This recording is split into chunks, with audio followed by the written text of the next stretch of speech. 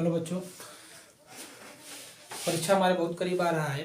इसके वजह से हम लोग एक परीक्षा के दृष्टिकोण से क्वेश्चंस को भी समझेंगे जो दर्पण से संबंधित है। दर्पण के सामने वस्तु को रखते हैं तो उसका प्रतिबिंब कितना दूरी पर, और प्रतिबिंब की प्रकृति, उसकी स्थिति, उसका आकार कितना बड़ा बनेगा, इसके बारे में हम जानेंगे।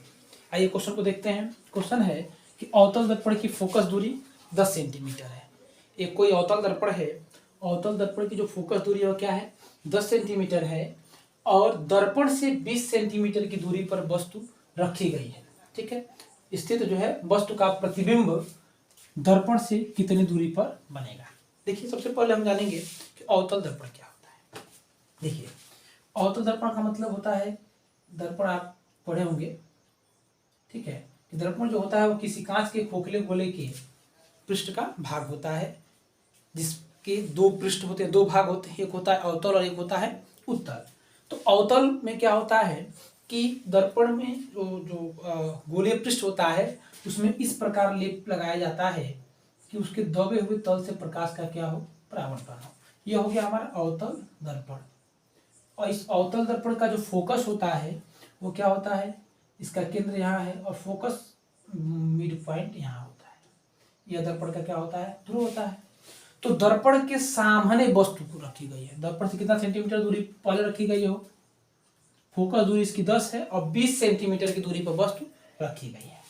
तो हम देखो, यह एक और इसमें है, एक निर्देशांक ज्यामिति के अनुसार अगर इसको हम मूल बिंदु माने तो वस्तु की दूरी को व्यक्त किया जाता है u से, वस्तु की दूरी को व्यक्त किया जाता है u से, ठीक है। फोकस दूरी जो होता है वह f से प्रदर्शित किया जाता है, और जो प्रतिबिंब की दूरी होता है वो क्या होता है, v से प्रदर्शित किया जाता है।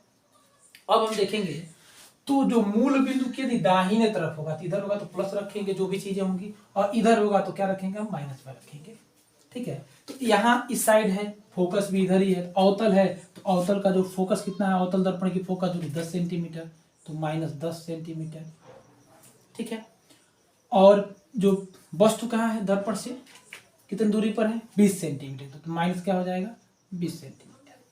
और दर्पण का जो सूत्र होता है, देखिए सूत्र का निगमन भी है, लेकिन आप लोग क्लास 10th में निगमन के बारे में नहीं दिया है। हमें निगमन की जो है नहीं प्राप्त करना है, हमको केवल इसका सूत्र से मतलब है।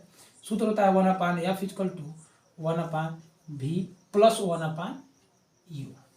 यही सूत्र होता है लेंस में भी, चूंकि बस उसमें केवल आ जाता है माइनस। अब हम इसमें इसका मान पुट कर देंगे, हमको v का मान ज्ञात करना है।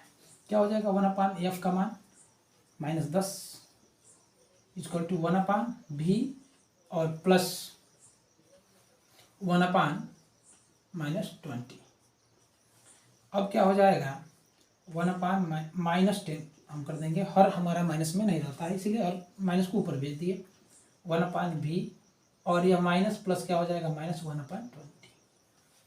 अगर v को वहीं रहना दे, इसको इधर लेकर के आए तो क्या हो जाएगा, प्लस में, यानी कि 1/v = हो जाएगा हमारा 1/-1/10, और यह माइनस इधर जब आया तो क्या हो गया, +1/20। 10 और 20 का एलसीएम हम निकाल लेंगे, आएगा 20, पर हम निकाल दे रहे हैं यहाँ पे। 2 से काटेंगे, 2 × 5 = 10, 10 × 2 = 20, फिर 2 से काटेंगे, 5 नहीं कटेगा, छोड़ देंगे, 5, फिर 5 से 1, यानी कि 2 × 2 = 4, 25, 20। एलसीएम कितना आ गया, 20। भाग देंगे, हर से इसमें भाग करेंगे, 10 × 20, 2 है, 2 का क्या करेंगे, ऊपर गुणा कर देंगे, तो क्या हो जाएगा, -2, 2 × 2 = 2, प्लस 20 × 20 = 1। क्या आ जाएगा हमारा, 1/v = यह घटेगा तो -1/20। फिर ये गुणा कराएंगे तो -v = आ जाएगा 20, या v = क्या आ जाएगा, -20।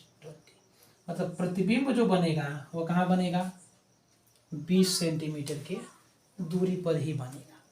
इसको देखो, समझने का तरीका आप देख सकते हैं कि कह रहा है कि दर्पण की जो फोकस दूरी है वो कितनी है, 10 सेंटीमीटर।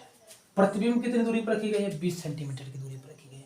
तो एक फार्मूला है, F = होता है r/2, या R = होता है 2f। ठीक है, इसका मतलब है कि जो त्रिज्या कि आधी होती है फोकस, त्रिज्या क्या होती है, आधी होती है फोकस, और आप पढ़े होंगे कि केंद्र पर रखी वस्तु का जो प्रतिबिंब होता है वह केंद्र पर ही प्राप्त होता है और उल्टा प्राप्त होता है। इस तरह से हमारा यह फार्मूला, इस फार्मूले की सहायता से ये हमारा क्वेश्चन क्या आ गया, प्रूफ हो गया।